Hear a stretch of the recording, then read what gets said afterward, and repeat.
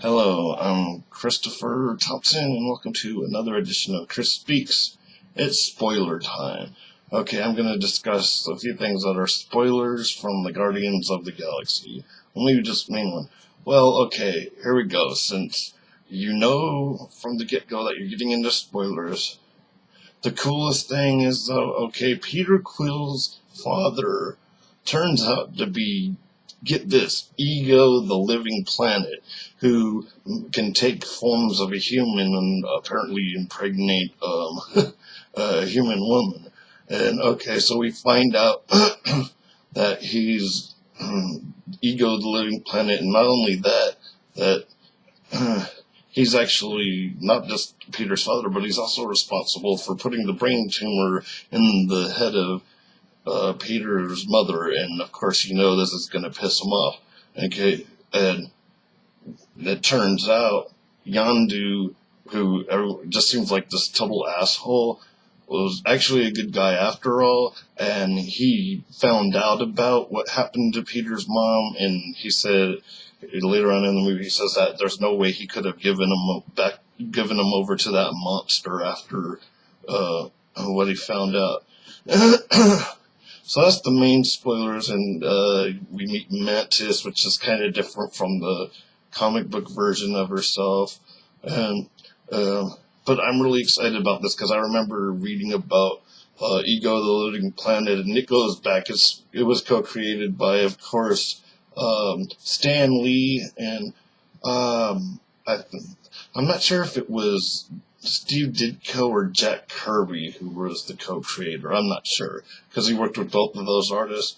But man, I remember seeing Ego the Living Planet in the Marvel Universe books that would talk about, give you all their stats and stuff. And I always thought he was a cool character.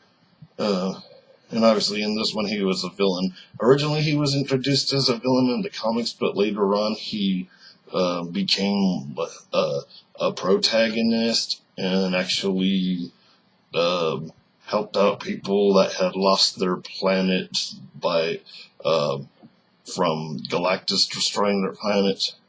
Anyways, I really wanted to get into this and get this out, because I really thought it was cool that they brought out the Ego the Living Planet character. And once again, I really liked it. I liked the whole story. I liked how there was more relationships between the people. But anyways, that's the major spoiler, and that's about it. That's all I really wanted to say. I'm not going to do a whole rundown. Oh, okay, I guess I could give a little bit of rundown. Okay, so first they fight this monster, and then there's some, I don't remember who the people were. They're these gold-colored people that they did it for, and then, so in exchange they gave, I can't even remember the character, the green chick, her sister, they give to them so they can get the bounty on her. And she ends up kind of coming later on into being part of the team. Okay, so they do that, and then Rocket steals some batteries from these people, so they go and try to kill them. And then when they're in the middle of the battle, they see something, this weird white spaceship, and so they crash down onto this planet. And later on, the guy comes, and it's Peter Quill's dad. And so we go through all this, and he takes it to what he calls his planet, or Ego's planet, but really Ego is the planet. Okay, so that's what we're going into, and then we find out that, okay, he wants Peter to join him because he planted these plants all over the universe that would turn everything into him. And so, to not be lonely, him and his son would be everything, not just him. Kind of weird, kind of reminds me of the 80s version of The Fly, oh, it'll be you, me, and the baby all in one body. It's that kind of level of creepiness. So basically, they're going to destroy the whole universe by turning it all into Ego. So Ego and Peter Quill will be the only things in existence. Yeah, the guy's a psycho, obviously.